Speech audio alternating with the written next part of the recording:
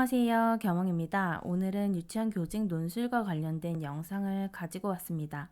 그래서 목차를 같이 한번 보시면 1번 유치원 교직 논술의 이해, 2번 시험장 들여다보기, 3번 논술 장벽 부수기, 4번 기출문제 공부 절차, 5번 심층 면접 연계, 6번 공부 계획 수립하기 이렇게 6가지 챕터로 나누어서 설명을 드리도록 하겠습니다. 유치원 교직 논술을 이해하기 위해서는 유치원 교직 논술이 무엇인지에 대해서 살펴보아야 합니다. 유치원 교직 논술이란 유치원의 다양한 상황에서 유치원 교사들에게 필요한 지식, 기능, 태도 이런 것들을 알고 있는지 확인하는 과정을 말합니다. 문제에서는 주로 무엇이 나오냐면 보통은 논제에서 개념, 종류, 필요성, 효과 이런 것들을 물어보기도 하고요. 논제를 잘한 교사에 대한 이야기를 쓰라는 얘기가 나오기도 하고 논제를 잘 못하는 교사의 이야기를 물어보는 경우도 있습니다. 논제를 잘한 교사를 예를 들면 고려사항, 긍정적 효과, 교사에게 필요한 태도 이런 것들을 물어볼 수가 있고요. 논제를 잘 못한 교사들에게는 문제점을 물어보고 그에 대한 해결 방안을 물어보고 부정적 결과 또 교사에게 필요한 태도 이런 식으로 물어볼 수가 있습니다. 그렇다면 유치원 교직 논술을 정확하고 빠르게 시간 내에 풀기 위해서는 어떤 것들이 필요한지 한번 살펴보도록 하겠습니다. 우리는 60분 안에 정확하게 답안을 작성해야 되죠. 이렇게 빠르게 답을 찾으려면 신속하게 문제를 파악할 수 있어야 됩니다. 그런데 이렇게 빠르게 문제를 파악할 수 있으려면 머릿속에 생각의 길, 그런 고속도로가 뚫려져 있어야 돼요. 그래서 이런 생각의 길에 고속도로가 생기려면 문제 접근 방식을 알고 있어야 되고 배경 지식도 습득하고 있어야 합니다. 그렇다면 이렇게 문제 접근 방식과 배경 지식을 습득하기 위해서는 가장 먼저 무엇을 해야 하냐면 기출문제에서 어떤 과목, 어떤 문제가 나왔는지 확인해야 합니다. 화면에 보이는 것처럼 파란색 유아교사론이 가장 많이 나오는 핵심 과목이고요. 그리고 부모, 건강, 안전, 개론, 과정 등등 여러 가지 개강론 과목들도 함께 출제가 됩니다. 이렇게 우리는 기출문제를 토대로 어떤 과목을 공부해야 되는지 알게 됩니다. 그리고 이런 과목들 중에 어떤 부분을 공부해야 되는지는 문제 유형을 살펴보면 되는데요. 결국 종합하자면 개념, 종류, 유형, 필요성, 중요성, 의의, 고려사항, 준비사항, 긍정적 효과, 부정적 결과, 문제점, 어려움, 해결 방안, 요인, 덕목, 자질, 역량 이런 것들을 공부해야 함을 알 수가 있습니다. 앞서서 우리가 어떤 배경 지식을 습득해야 되는지 그리고 어떤 문제 유형을 공부해야 하는지에 대해서 알아봤다면 일단 시험장을 여기서는 한번 들여다볼게요. 문제지 구성을 중심으로 시험장의 상황을 예측해보고 어떻게 대처를 해야 하는지를 한번 제가 예시로 보여드리겠습니다. 먼저 문제지를 딱 봤을 때 문제가 길면 우리는 당황을 하겠죠. 그럴 때 이제 괜찮아, 할 수 있어. 찬찬히 하나씩 읽어 나가자. 이렇게 마인드 컨트롤을 할 수가 있고요. 처음 보는 논제가 나온다면 결국 어차피 처음 보는 논제여도 결국에는 유치원에서 일어나는 일이야. 교사가 무언가 유치원에서 하는 일에 국한될 거야. 이렇게 전혀 새로운 내용이라고 생각을 하지 않고 유치원에서 일어나는 무언가일 거야 하고 안심을 하게 만듭니다. 그리고 제시문에 근거하는 것인지 근거하지 않는 것인지를 확인을 하셔야 되는데요. 제시문에 근거하는 내용이라면 제시문에 근거하여 어떤 문제 유형을 쓰라고 했으니까 제시문에서 찾자. 이렇게 생각을 하면 되고 제시문에 근거하지 않는 내용이라면 제시문에 근거하라는 말이 없네. 제시문 내용에도 관련 힌트가 없어. 그렇다면 일반적인 내용을 작성하는 것이구나 라고 판단을 하시면 됩니다. 그리고 문제 속에서는 두 가지를 쓰시오, 한 가지를 쓰시오 이렇게 나오기도 하고 각각 한 가지를 쓰시오 이렇게 해서 각각 한 개씩 뭐 두 가지 이렇게 써야 하는 경우가 있습니다. 그래서 정확하게 확인을 해서 이 문제는 몇 가지를 써야 하는구나 이렇게 판단을 하시고 그 다음에 이 문제는 어떻게 쓰는 거지? 라고 돌발 상황이 생길 수도 있는데요. 예를 들어서 필요성을 쓰는 경우에 필요성은 글의 흐름이 무언가 좋은 점이 있으니까 필요하다라고 쓰면 되니까 제시문 근거 여부에 따라서 작성해보자. 이렇게 판단을 내리시면 됩니다. 그리고 이제 문제를 다 봤으면 제시문, 사례를 보겠죠.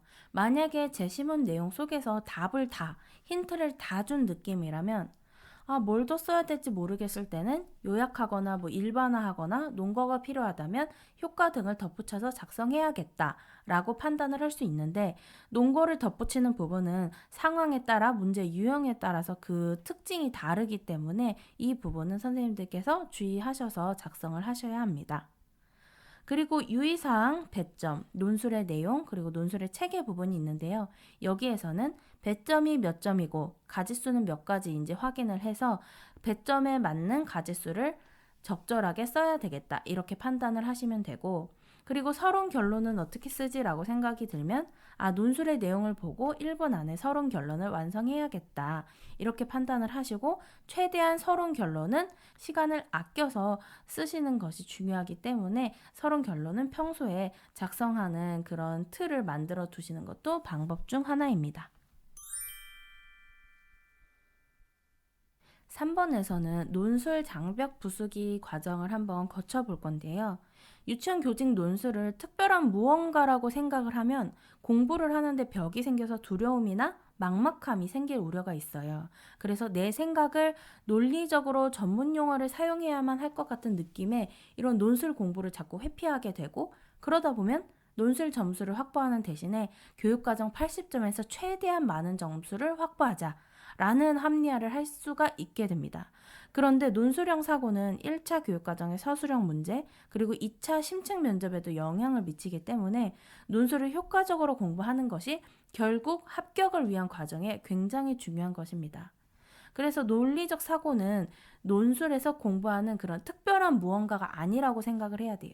그 오해를 깨는 것부터가 공부의 시작이거든요. 그래서 우리는 일상생활 속에서 친구 혹은 동료 교사 혹은 부모님 등 나의 그런 주변 사람들과 대화를 하면서 논리적으로 말할 때가 있거든요.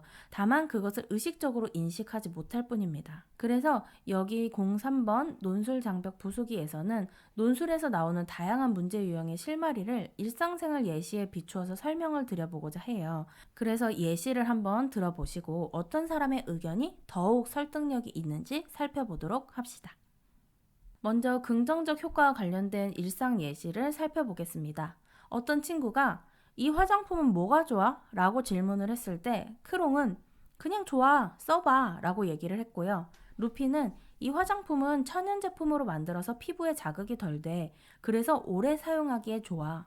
이렇게 이야기를 했습니다. 이 크롱과 루피 중 어떤 친구가 더 설득력이 있었나요? 네, 바로 루피 친구가 설득력이 있었죠. 왜냐하면 이 화장품의 긍정적인 효과를 구체적으로 언급해 주었기 때문이에요. 그리고 부정적 결과, 요즘 폭식을 너무 자주 해. 크롱이 폭식하면 안 돼. 그냥 무작정 안 된다고 얘기를 하고, 루피는 폭식을 지속적으로 하게 되면 위에도 무리가 갈 뿐만 아니라 체중이 증가하기 때문에 건강이 악화될 우려가 있어 라고 말을 하면서 부정적인 결과를 계속 설명을 해주고 있죠. 그래서 루피가 더 설득력이 있게 들릴 수 있습니다. 다음으로 목적 문제 유형은 이 차는 왜 이렇게 크게 만들었지? 크롱, 자동차란 자고로 커야 좋지. 루피, 이 차는 특히 대가족들이 한 번에 이동하기 위해서 만들어졌대. 자, 여기에서 목적을 제일 잘 설명한 친구는 루피이겠죠. 이처럼 목적은 최종적으로 실현하고자 하는 그 방향을 언급을 해주면 됩니다.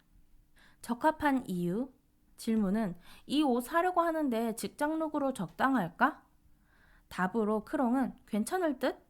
이라고 얘기를 했고, 루피는 신축성 좋은 이 바지는 유아들과 상호작용하면서 교실이나 바깥에서도 움직임이 편할 것 같아. 그래서 적합하다고 생각해. 라고 이야기를 하면서 루피는 좀 더 설득을 구체적으로 해주고 있죠. 필요성 문제 유형의 일상 예시로는 자동차가 왜 필요한지 모르겠어.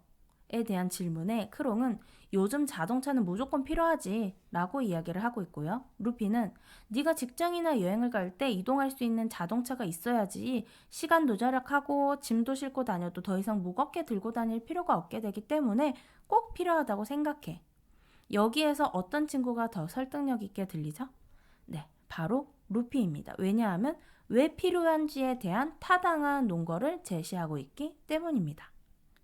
마지막으로 문제점과 해결 방안의 일상 예시는 질문으로 엑셀을 잘하고 싶은데 귀찮아서 안 하고 있어. 크롱, 회사에서 꼭 필요하니까 해야 돼. 그냥 해야 돼라고 얘기를 하고 있죠. 루피, 귀찮아서 노력하지 않는 건 문제가 돼. 왜냐하면 엑셀에 대한 전문성을 키우지 않게 되면 회사의 업무를 효율적으로 처리하지 못하기 때문에 문제가 돼. 그러므로 너는 엑셀 능력을 기르기 위해서 엑셀과 관련된 서적, 강의, 스터디 등을 활용해서 엑셀의 기능을 숙지해야 돼. 자, 어떤 친구가 설득력 있게 느껴지셨나요? 바로 루피 친구였겠죠. 왜냐하면 루피는 왜 이런 행동이 문제가 되는지, 그리고 어떻게 해결을 해야 되는지를 아주 구체적으로 언급을 해주고 있죠. 이렇게 앞에서 여러 가지 문제 유형에 대한 일상 예시를 살펴보았는데요. 결론적으로 이제 요약을 하자면 긍정적 효과는 긍정적 상황 다음에 일어날 긍정적 결과들을 작성하는 것이고, 부정적 결과는 부정적 상황 다음에 발생할 부정적 결과들을 작성하는 것입니다. 그리고 목적은 앞에서 설명을 드렸던 것처럼 최종적으로 실현하고자 하는 방향을 작성하는 것이고, 적합한 이유는 어떠한 좋은 상황이 뒤이어 나타날 수 있으므로 적합하다 이렇게 작성을 하면 되고요. 필요성도 유사합니다. 무언가 좋은 점이 있으니까 논제는 필요하다 이런 흐름으로 작성을 하면 되고, 문제점과 해결 방안 부분은 무엇이 문제인지 언급을 해주고 그게 왜 문제가 되는지 설명하고, 그러면 어떠한 안 좋은 일이 생기기 때문에 이런 식으로 작성을 하면 됩니다. 그리고 그 문제점에 정반대 내용이 들어가는 구체적인 해결 방안을 작성하셔야 합니다.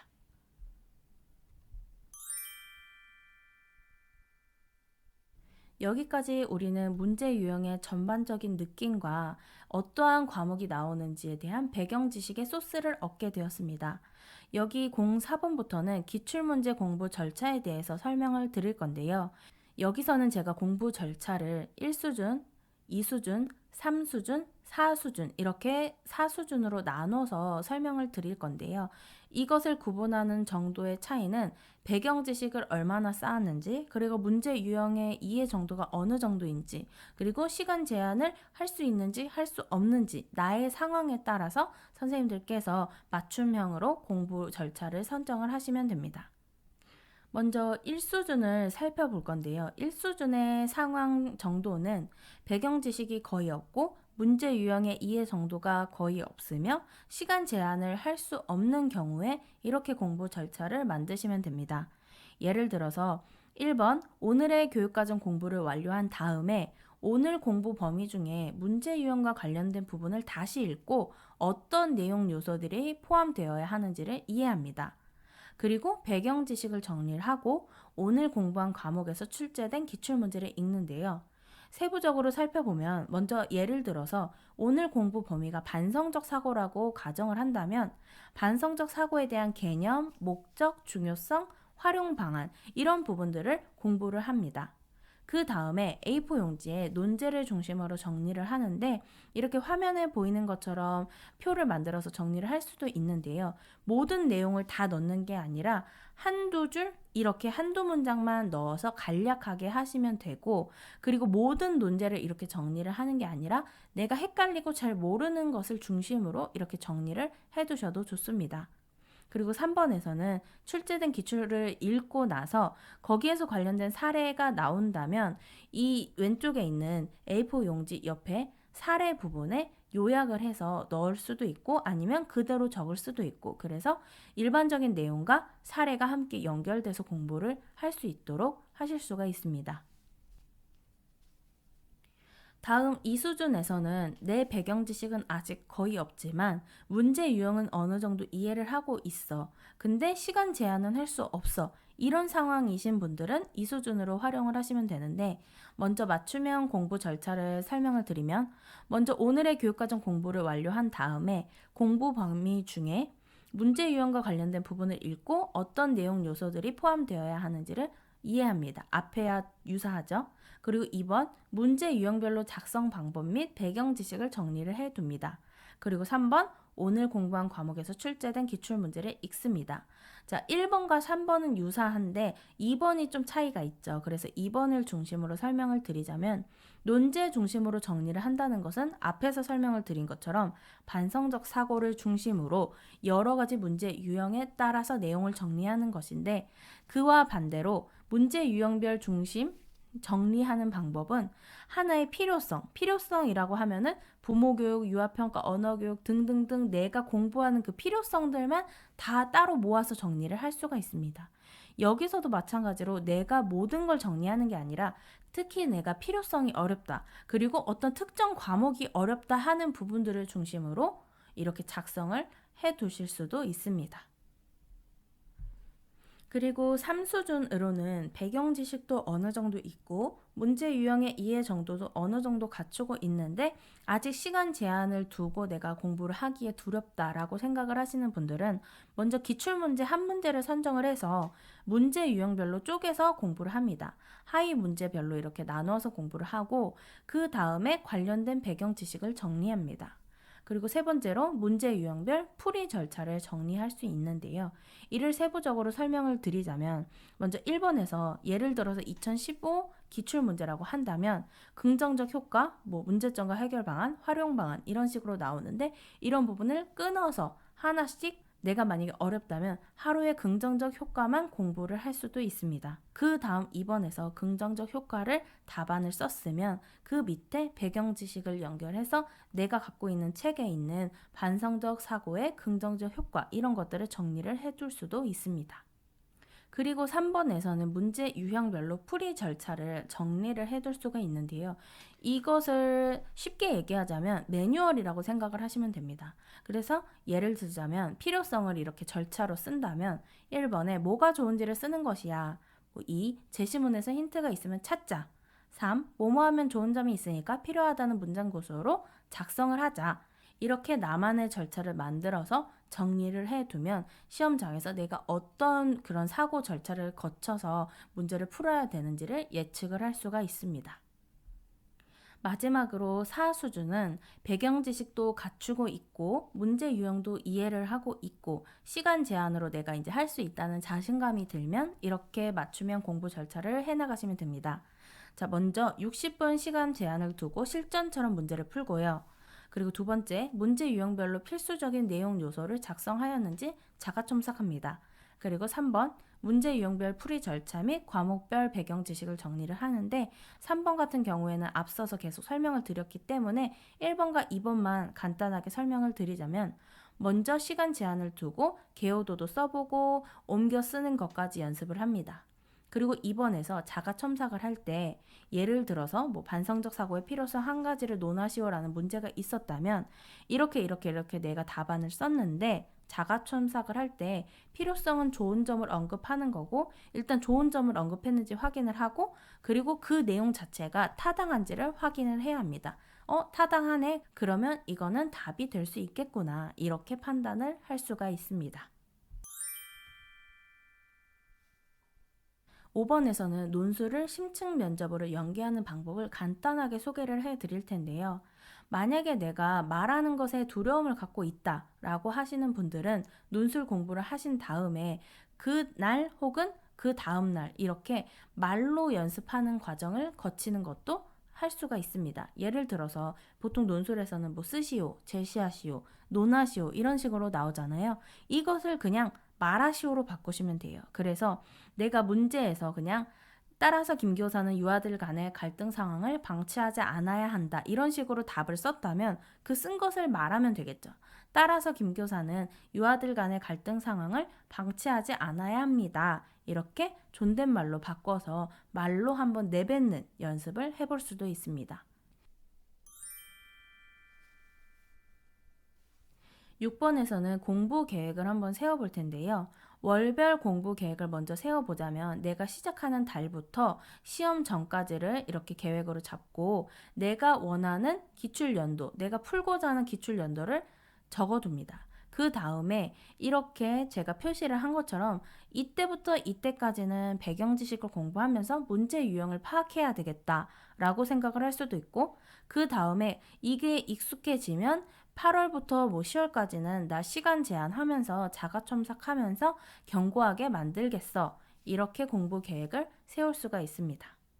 그 다음에는 주간 공부 계획을 해야 되는데 그 주간 공부 계획을 수립하는 데는 두 가지 방법이 있습니다. 먼저 하루에 몰아서 공부를 하는 경우에는 내가 원하는 요일을 하루 정해서 논술데이로 만들고 이 논술데이인 날 어떻게 공부를 할지를 구체적으로 공부 절차를 세웁니다. 이렇게 예를 들어서 시간 맞춰 풀기, 하위 문제별로 분석하기, 배경 지식 공부하기, 정리하기. 여기서 정리하기는 내가 원하는 부분을 정리하면 됩니다. 이런 식으로 구체적으로 절차를 수립해서 공부를 할 수가 있습니다. 그리고 주간 공부 계획 두 번째로는 매일 조금씩 공부를 하는 경우가 있는데요.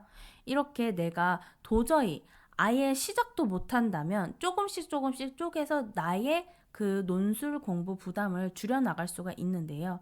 예를 들어서 2015년이라고 치면 15년 하위 문제 첫 번째, 그리고 수요일 날은 두 번째, 목요일 날은 세 번째를 쓰고 금요일 날은 반성적 사고를 공부하겠어. 그 다음에 토요일 날은 문제풀이 절차를 한번 정리해 볼래. 이런 식으로 공부를 계획할 수가 있고, 하위 문제 이렇게 화면에 나와 있듯이 하위 문제를 공부할 때는 이렇게 시간 맞춰 풀기, 뭐 하위 문제별 분석, 구체적으로 공부 절차를 세우시면 됩니다.